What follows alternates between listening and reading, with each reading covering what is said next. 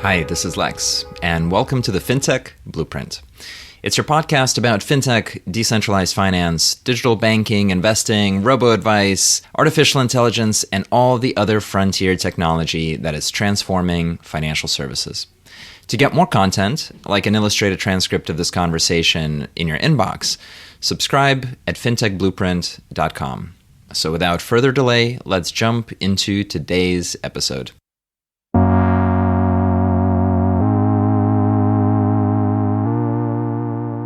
Hi, everybody, and welcome to today's conversation. I'm thrilled to have with us today Caitlin Long, who is the founder and CEO at Custodia Bank. Custodia is a very special financial institution. It's a Wyoming chartered bank, and it's been on the edge of innovation now, doing some really fantastic things across digital assets and banking and regulation. And we'll talk about that as well as Caitlin's career across financial services. Caitlin, welcome to the podcast. Great to be here, Lex. Thank you. My pleasure. You are well known, but let's start from the beginning. How did you get into financial services? What was it in the beginning of your career? What were some of your foundational experiences that taught you about what this industry does? Yeah, thank you. Well, leading up to the launch of Custodia, which happened in July, was a number of things. Like anyone, your career builds on itself.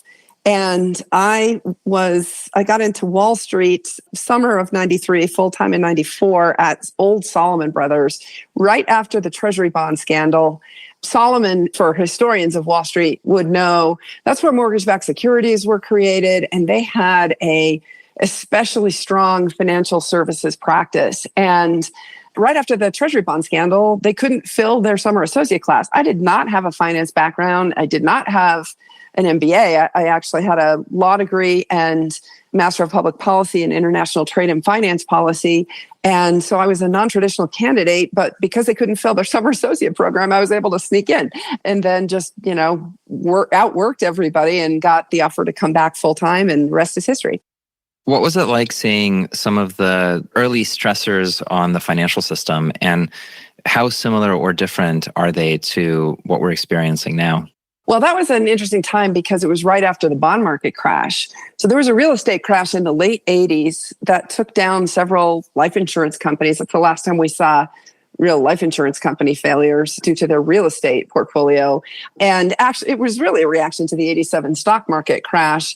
The Fed, this was under Greenspan, ended up engineering a very steep yield curve, and the long end of the yield curve crashed, and that took down some life insurance companies in the late 80s, early 90s. But what also ended up happening when you get a big rise in interest rates is there was a bond market crash, and that prompted an enormous amount of M&A. And I ended up, my first transaction was, one of my first transactions was the Fleet Shawmut merger. I was working in bank M&A back then. And it's funny because Brian Moynihan was the guy working for the CEO of Fleet, and Brian Moynihan is that I worked with. And Brian Moynihan, of course, is now the CEO of Bank of America. And so, I was younger than he was, but I would jokingly say we were both kids back then, working on deals together. And certainly I was junior. He was running strategy for Terry Murray at Fleet back then. But I got to see and did a lot of analysis of what makes banks tick and why there's been such a consolidation wave in the banking industry. And a lot of it is that the technology investment that is required, and this was very much a trend back then, was ultimately going to squeeze out a lot of the smaller banks who just couldn't afford it. But it was in some ways a rhyme to what we have now as well with the banks, that they had such a big correction in their long end bond portfolios, just like we've had now with the rise of interest rates. And it has caused severe stress on the balance sheets of several banks. There's two threads I wanted to pull here. The first is maybe just a mapping of the history of U.S. banks and why the country is so strange in many ways with its banking industry. It's so singular. We've got state charter banks, we have the federally chartered banks, we have, I think at one point it was over 10,000 different banks and credit unions. And as you mentioned, that number is going down pretty drastically, 60% or something like that. What are the key points on where all this started and where is it going? Well, if you go back in history, states in the United States from the very beginning of the U.S., from the late 1700s through the Civil War, the states were the only chartering authorities within the United States. During the Civil War, with the National Bank Act, which solidified the use of the US dollar as the sole currency, and there were a couple of laws that were passed by Congress during that Civil War era that created the chartering authority for national banks, the OCC. Okay, but the deal that got cut between the states and the federal government back then and still holds today is that they're equal in their chartering powers. And then Congress later created the Fed in 1913 and the FDIC in 1933. Those two entities, the Fed and the FDIC, were created to be utilities. And they were designed not to charter banks, but to service the chartered banks who were chartered by their chartering authorities. Again, the chartering authorities historically had always been the states, but you now have the National Chartering Authority beginning in 1863, which is the OCC. Okay, so a lot of non-Americans look at the evolution of this and say, it's so weird that we have all these different federal authorities, but Congress decided to separate chartering authority from the utilities. And when I say utilities, the Fed runs the payment system. Back then, of course, it was a check cashing system. And literally, they were moving paper checks and gold around. And then in 1933, it was the utilities, the insurance industry, which the insurance fund for the banking industry, which is the FDIC. So the payment system and the FDIC insurance fund were kept separate, each in their own separate agencies from the chartering authorities. Now, roll it forward. It used to be that the two utilities didn't reject any of the chartered banks because they were utilities and the chartering authority's power was respected. But we've seen in the last few years, really going back to the Obama administration, that there was an attempt to concentrate power in Washington, D.C. among the federal banking authorities. And the FDIC started to put pressure on banks that were serving industries that it didn't like. And that started with the payday lenders and it evolved to 30 different industries. And that was known as Operation Choke Point. It never really went away, even though the Trump administration pushed back against it. And then we've seen now Operation Choke Point 2.0 coming with the pressure that federal bank authorities are putting on banks not to bank certain industries again. And crypto, of course, is one of those. We'll talk about that in a moment. I am not a defender of the entire crypto industry. I think I had a debate with one of the so-called OGs in the industry, whether 90% of it needs to be flushed or 99% of it needs to be flushed. Okay, so you're not going to hear me defend the entire thing. But I digress. Back to the FDIC really definitely started to take authority that arguably it did not have. And then the Fed started doing the same thing. And the Fed started to stopped recognizing certain types of banks that were chartered always by the states, never by the OCC, always state chartered banks, right? And so effectively preempting the dual banking system, which is again that the states have equal chartering authority to the national government. And so it started with the Obama administration, where you really saw an attempt to preempt the states, and the states are really pushing back. And of course, this being a fintech oriented podcast, a lot of fintechs are very familiar with the states because you have money transmitter licenses or state lending licenses. But many fintechs would love to become banks. Because what do banks have in the United States? They have the ability to bank directly at the Fed and cut out a lot of the middlemen that create cost in terms of friction, in terms of counterparty risk, and in terms of latency of settlement, where what we've seen is that the fintechs are far advanced relative to the banks. And so you've got horse and buggy back ends, but Ferrari front ends, and the fintech industry gets stuck with building the middleware to bridge those two. However, now we really understand why the states have all this power, and the federal government has been trying to preempt it, but Custodia finds itself right in the middle of the fight against that. a lot of our conversation is sort of under the shadow or in the shadow of digital assets in the crypto industry and the controversy around that.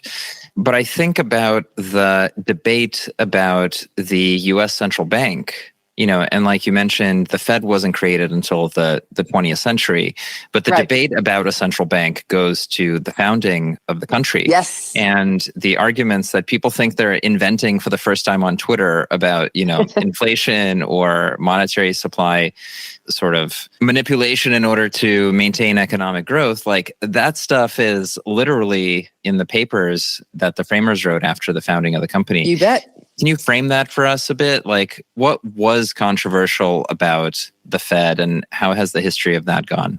Well, Article 1, Section 10 of the U.S. Constitution does not. It defines what a dollar is, right? And there have been lawsuits challenging the constitutionality of the Fed itself, of central banking itself, right? We saw the first and second banks of the United States be dismantled. So the U.S. experimented with central banking before the creation of the Fed in 1913, but they were dismantled. And it multiple times during U.S. history, we've had this very debate that you're alluding to, which is, should we really be centralizing so much power into a single central bank? And what is a dollar really? The evolution of the Fed has gotten so far away from what is in the Constitution, Article 1, Section 10, which does not define dollar in terms of fiat currency. It defines dollar in terms of gold and specie, right? Silver. And so it's interesting to see that some of the states, I think there are now half dozen states, of which Utah was the first and Wyoming was the second, that now recognize, because of Article 1, Section 10, payment of debts in specie as legal tender within the states. Why is it that that's constitutional? Because it's actually written in the U.S. Constitution. So in a few U.S. states, you've already seen this pushback, and I believe Texas is one of them. Texas obviously now has a gold vault, right? So there have always been folks who want to go back to the tradition of gold. I always like to point out there was nothing special about gold itself per se. What gold did was to tether the debt growth in any economy, right? And one of the problems that we're facing in the world today is that we are on a fiat money standard pretty much everywhere in the entire world, which means central banks define how much money there is. Why are they so connected to the banking system? Because historically, through fractional reserve banking, when the Fed or any central bank created money, which means expanding its balance sheet, the banks would turn around and take it and multiply that money. And there's some very interesting history related to the last time the U.S. had a big inflation, which was the 1970s. Congress passed the Monetary Control Act of 1980 in response to that. And there were several things that were hitting the financial services industry back then. Again, it was a function of where interest rates were. And so many folks, I think, have been lulled to sleep over the last, between the 2008 financial crisis and the last, so sort of 18 months ago when the Fed started raising rates, it lulled to sleep into thinking that interest rates were always going to be around the zero bound. And a lot of people, entered the financial services industry not having any experience with high interest rates, especially at the long end of the curve. And, I just talked about how I walked into the industry in the middle of one of those bond market crises where long end interest rates were so high. But in the 1970s, the banking system was very different in its structure. In some ways different in its structure, because we had something called thrifts.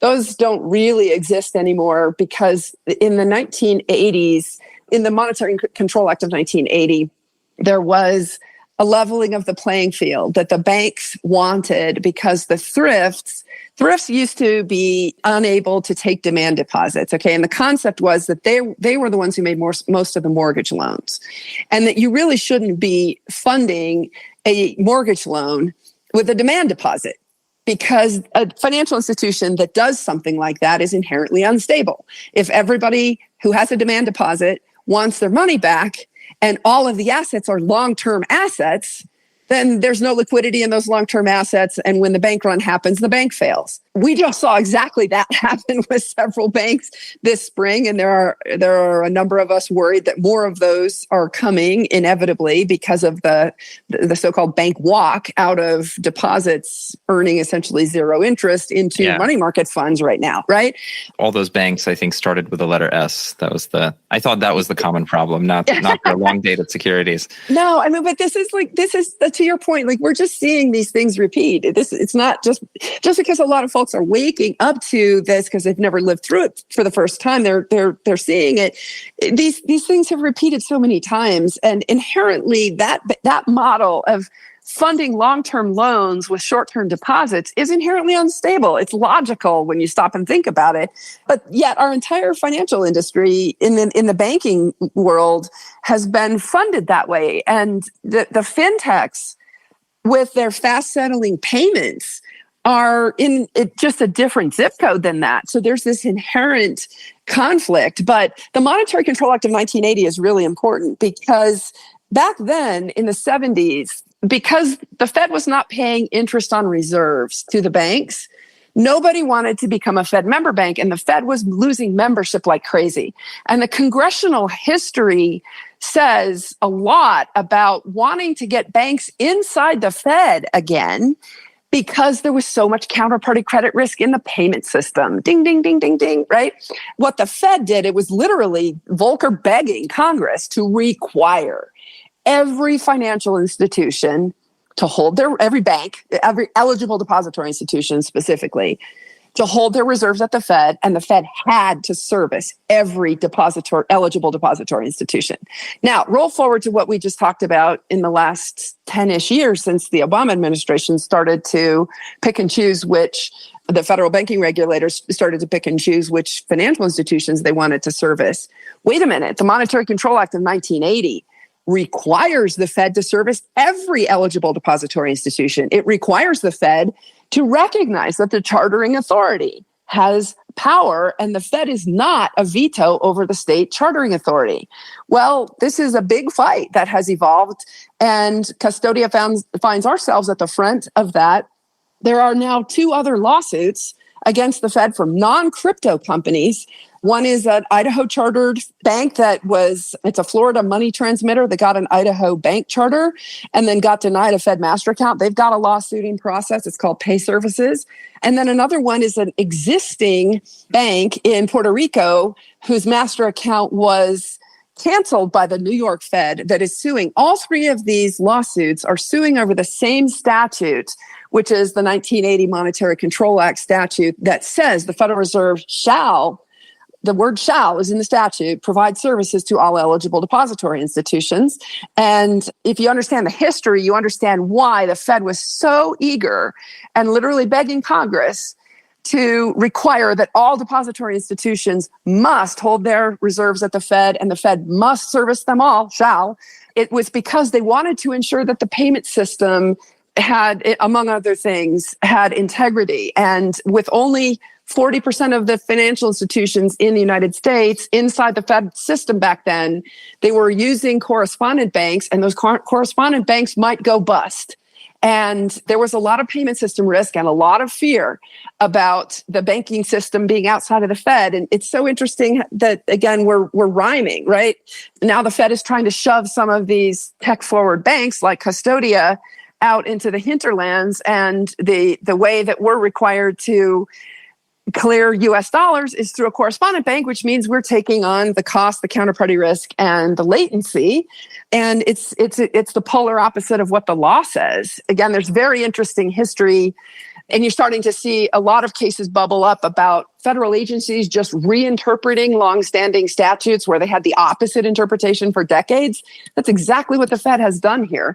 Just reinterpret a statute that at one time it begged for, and now it's saying, no, we didn't really mean that all the financial institutions, all the eligible depository institutions had to be served by the Fed. It's an amazing sort of combination of unintended consequences, creating a very kind of strange power structure. And I want to since we've started getting into it, kind of ask you to talk about Custodia and its history and how you founded it. But before, I just want to kind of close out two ideas from the conversation prior. You've gone over the effect of interest rates on financial institutions and sort of as they rise, what impact that can have. But we've also talked about things that are a centralizing force and how in the US, the ideas of having financial institutions that are small or that are community focused or that are, I'll use the word decentralized, but in a much more physical sense, that's core to the history of the country. Yes. One of the things that has kind of centralized things is the creation of the federal regulators and the various financial shocks, and the responses to those shocks have been as you've said. But then the other thing is also these unintended consequences where, for example, during the period where, Bank of America was consolidating lots of banks across the different states, and you had the rise of these kind of super banks. People might know five different brand names in the American banking system. They don't know the other 5,000 small regional banks or community banks everywhere. You've had the creation of these banking organizations with multiple lines of business that could keep up with the requirements of the compliance that has been asked by the regulators.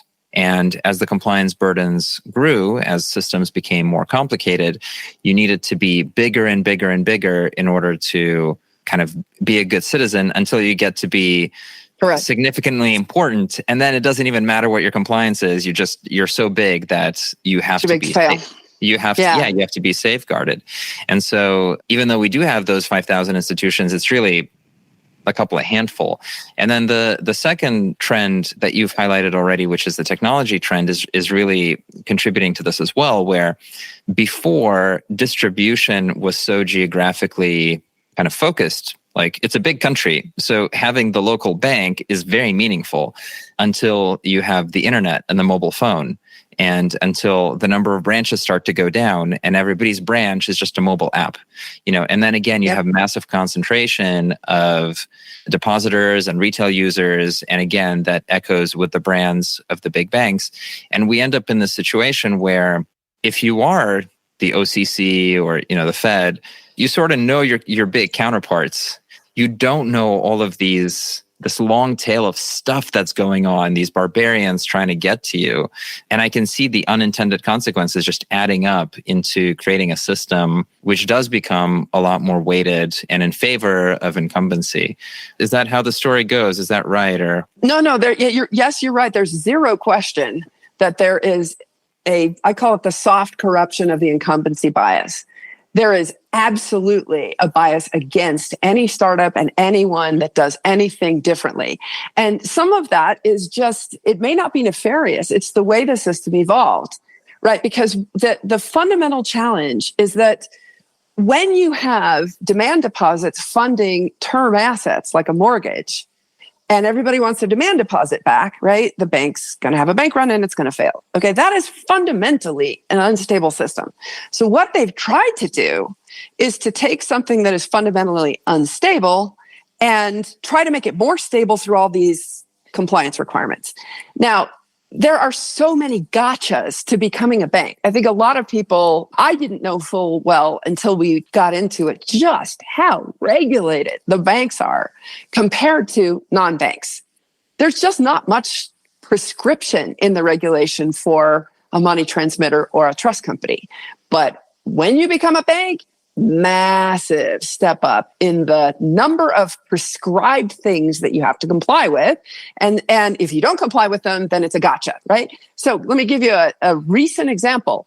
The Fed released proposed new capital rules to push down higher capital to banks from 250 billion down to 100 billion post the Silicon Valley collapse. That was a quote unquote amendment to the capital rules. It was 1,098 pages. Okay. So stop and think about the compliance cost to everybody of what it takes to comply with 1,098 pages of new rules. So stop and think about why they're doing that. They're trying to take what is a fundamentally unstable system and make it stable.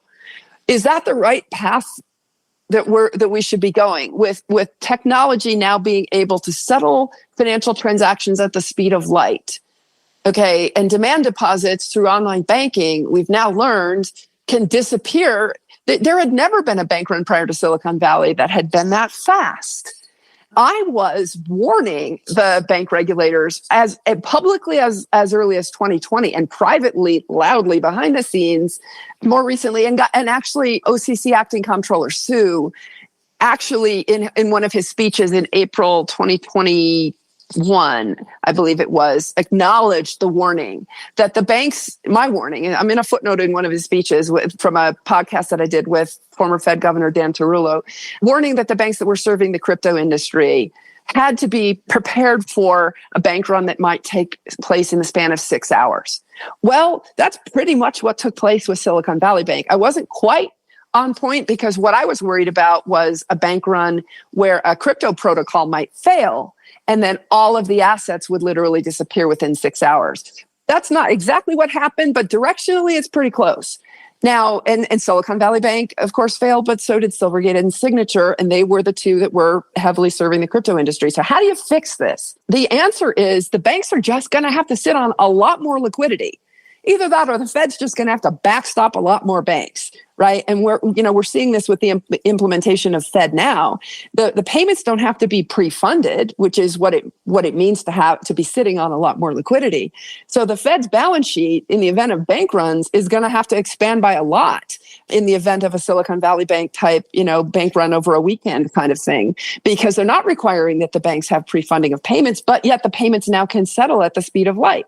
So you're seeing that there's this fundamental tension between an old system where, back in the paper days, back when money was gold and you had to move the gold around, right? I mean, things didn't settle fast. Now we're at the, payments can settle at the speed of light. Bank runs can happen within the span of hours.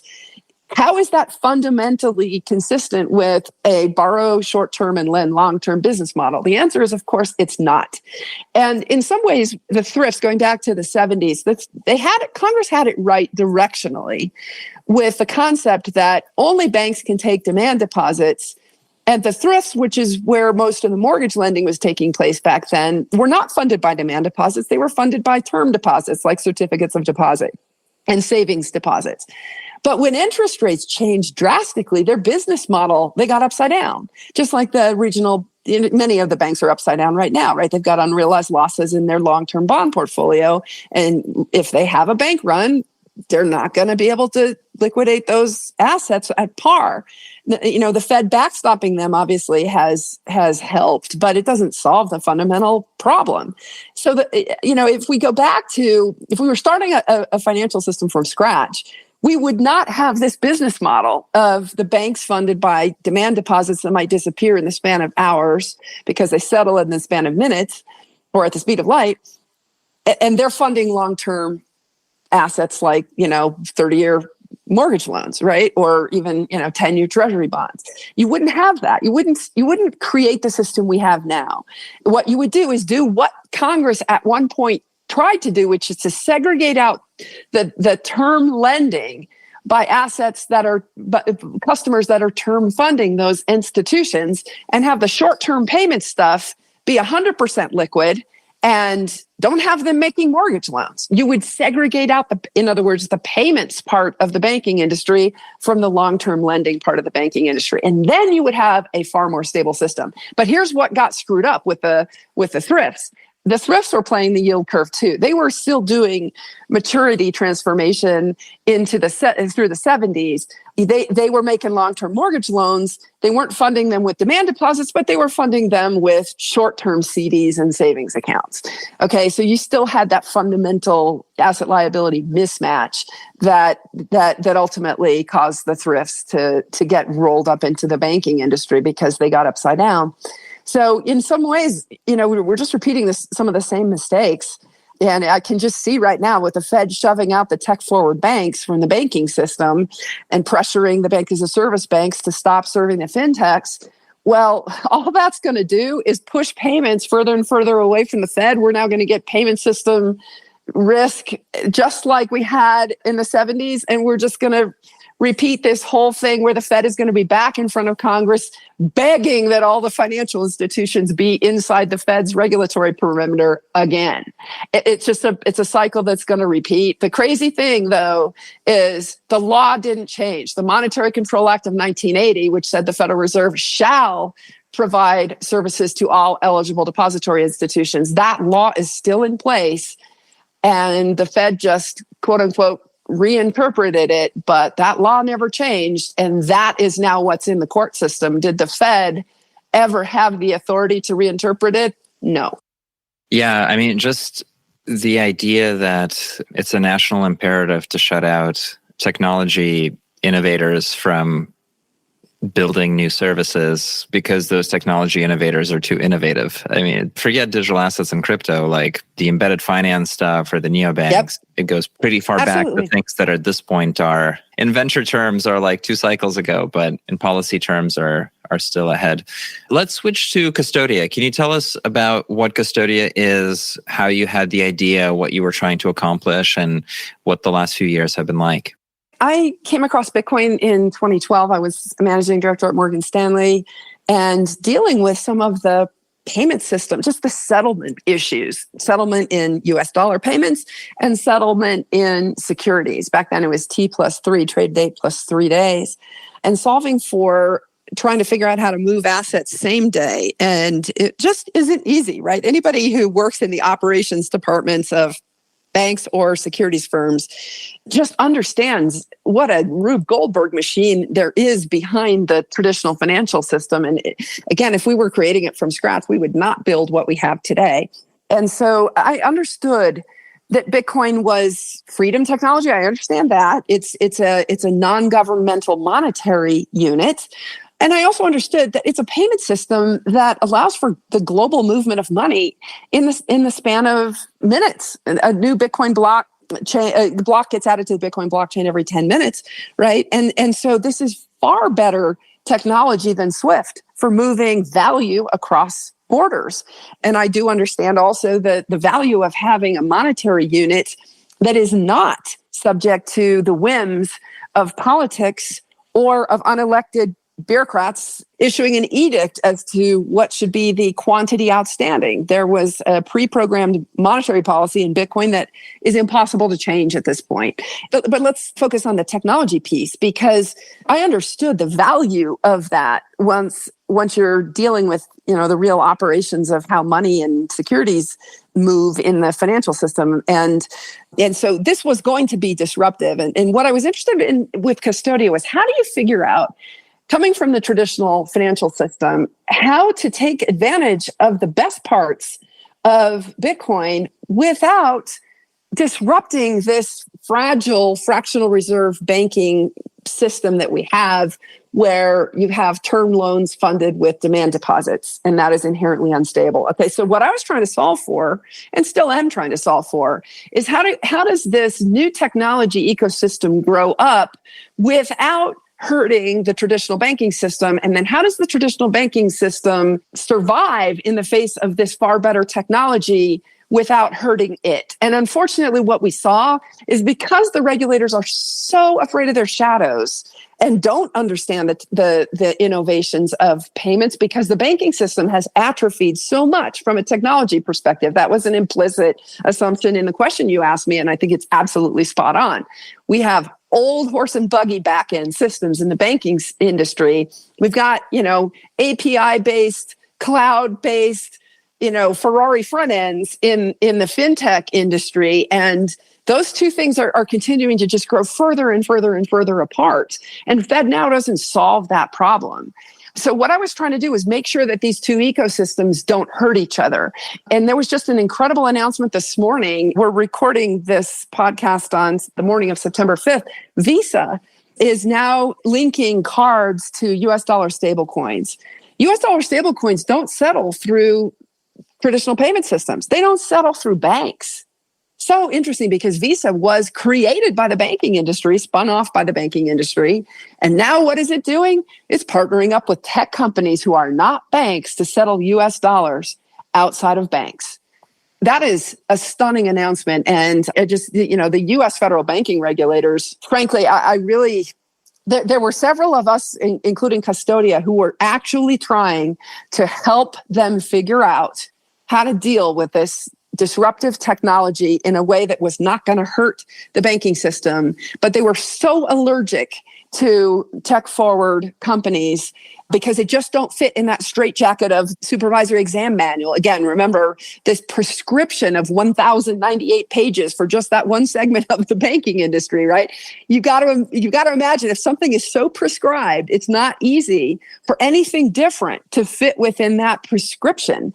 And the inability of the federal banking regulators to deal with the fact that we had this innovation bubble up outside of the banking industry for which they never would have given it permission had somebody gone and asked for permission to create US dollar stablecoins.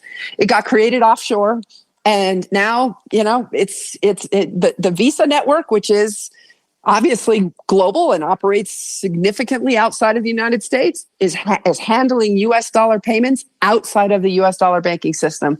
That is significant.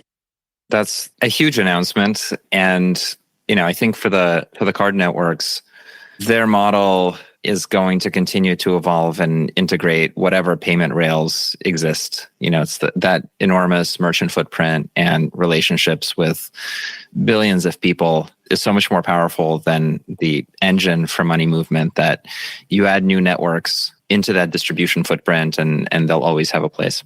Absolutely. The Fed has also a Eurodollar problem. Eurodollars it's a misnomer. It's the creation of US dollars by non-US banks. The Eurodollar problem, some people call it the shadow banking system. It's essentially the creation of credit outside of traditional banking, the traditional take $1 of M0 and multiply it into $10 of M2. That is the way the traditional fractional reserve banking system used to work inside the United States. Now it's a lot more complicated, of course, because a lot of credit gets created in the securities industry. But here's the punchline. A lot of US dollars and US dollar credit gets created outside of the US and never touches the US. I mean, ultimately, the Fed does control the US dollar, right? So if anybody ultimately wants to have settlement finality in the US dollar, they're going to have to figure out how to bring it onshore eventually. But what we've seen is massive offshore US dollar businesses, including with banks in, especially Hong Kong, Singapore, that never actually come back. They just continually circulate offshore. And Tether is an example of that. The US dollar stablecoin Tether. At various points in time, Tether has had an M1 velocity of 1,000 times annually. Okay, so what is that saying? That's saying that the average Tether, a US dollar stablecoin, at that point traded hands 3 times a day, whereas the M1 velocity of the US dollar within the banking system was just over 1 times. Okay, so 1 times annually. So each dollar trades hands annually versus each Tether change his hands 3 times daily.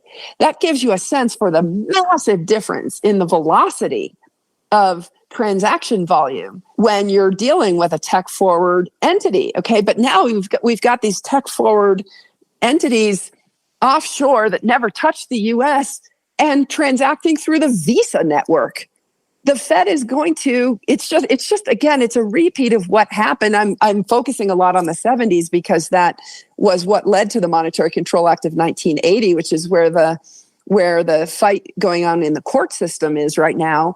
But we've seen it multiple times where money gets created outside of the banking system, the rise of the Eurodollar market, which was created really beginning in the 1950s with the London banks. Right? The London banks are not regulated by U.S. federal regulators. They're regulated by UK regulators. And how is it that they started issuing U.S. dollar balances? It's because of the U.S. foreign policy against Russia in the 1950s during the Cold War. Russia needed to sell its oil. Oil is a U.S. dollar market, and it needed a place where it could store U.S. dollars that might not be subject to U.S. sanctions. And so the British banks opened up U.S. dollar transaction accounts for the Russian oil company in the 1950s, and the Eurodollar market was born. Okay, so we've seen this We've seen this problem grow in the Eurodollar market, so-called shadow banking system. We're seeing just a new manifestation of it through crypto, which is stablecoins, and the Visa network just joined the stablecoin market. It's just the pendulum swinging back against the Fed, where they're trying to keep a grip on U.S. dollar creation while at the same time saying we don't want certain entities inside our system and circumventing the law by doing that. But they're going to lose even more control than they've ever had because technology ultimately wins. It's the Uberization of the US dollar. Frankly, especially a Zoomer or a millennial who does everything online and has never set foot in a bank branch, they are not likely to care, right? We saw that to care who's issuing their US dollar. We saw that with FTX. A lot of people, FTX was mostly operating offshore outside of the reach of the US federal regulators. And yet a lot of Americans still use them and didn't care. And I think a lot of and they got burned, by the way. A lot of millennials and Zoomers are not likely to make that distinction, whether the US dollar they're transacting with on their phone was issued onshore by a US bank or was issued offshore by a non-US bank, whether the Fed liked it or not. It's all ultimately fungible, and it does mean that the Fed struggles more to keep control of inflation because it doesn't have total control over the credit creation in US dollars, since so much of it is happening offshore. It's a broad, open macroeconomy, not a closed loop system. So what role does Custodia play in this ecosystem, and how are you leveraging some of these trends to build it? Thank you for asking. We are a tech-forward bank. We are cloud-based. We are API-based, designed for serving the fintech industry, designed for handling digital asset custody. So we're live right now with US dollars and money market fund services. Not in every state. Check our website to see which states we're live in. Last I knew, I think we're at 25 states and more counting. And then we are close to launching Bitcoin custody services. Just custody. We're not an exchange. Just a custody service like Bank of New York Mellon or State Street does for securities. We're doing for Bitcoin. And ultimately designed to create a compliant bridge between these two ecosystems in a way that doesn't hurt the other. Custodia is a non-lending bank, so our US dollar deposits do not pay interest. But of course, at this point, most US dollar deposits in traditional banks don't pay interest either. There's a lot less counterparty risk for depositors if they keep their money in money market funds, right? Money market funds, government money market funds, 3-month T-bills are yielding around 5.25% right now, right? So the government money market funds are generating north of 5% yields. And we're seeing, I alluded to earlier, a bank walk, not a bank run, but a bank walk of deposits coming out of the banking system because they're taking all this counterparty credit risk of exposure to a potential bank run, but not being compensated for it in the form of yield. And recognizing they can get U.S. government default risk with north of 5% yields by either buying T-bills or by investing in a U.S. government money market fund.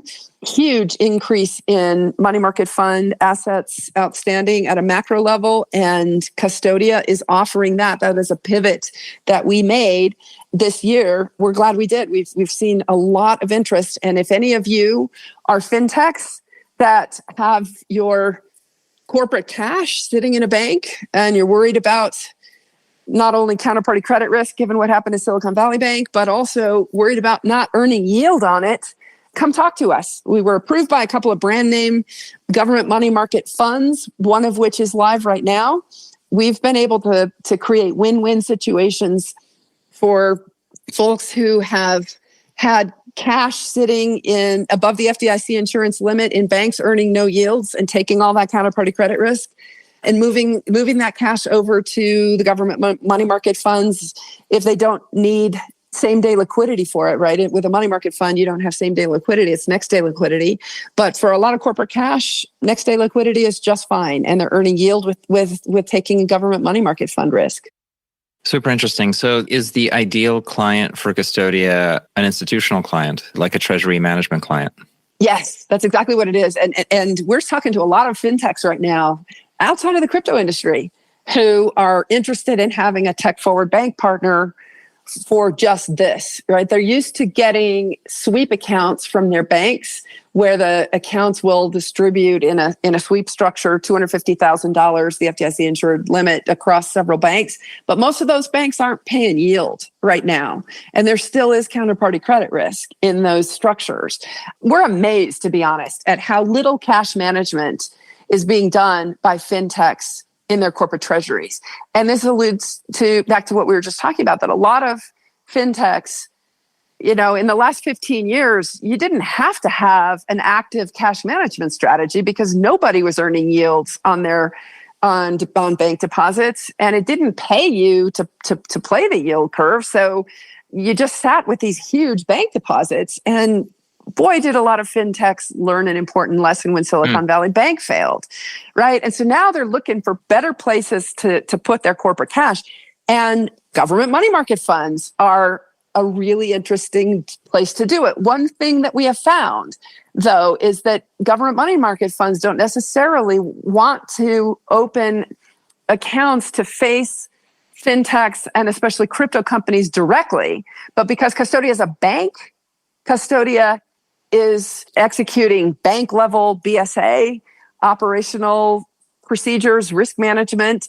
They're more comfortable dealing with us. And so, yes, a lot of companies, when those 3S banks failed, Silicon Valley Signature and Silvergate, when those banks failed and money had to move fast, they were looking at going to money market funds, and the money market fund complexes turned them down.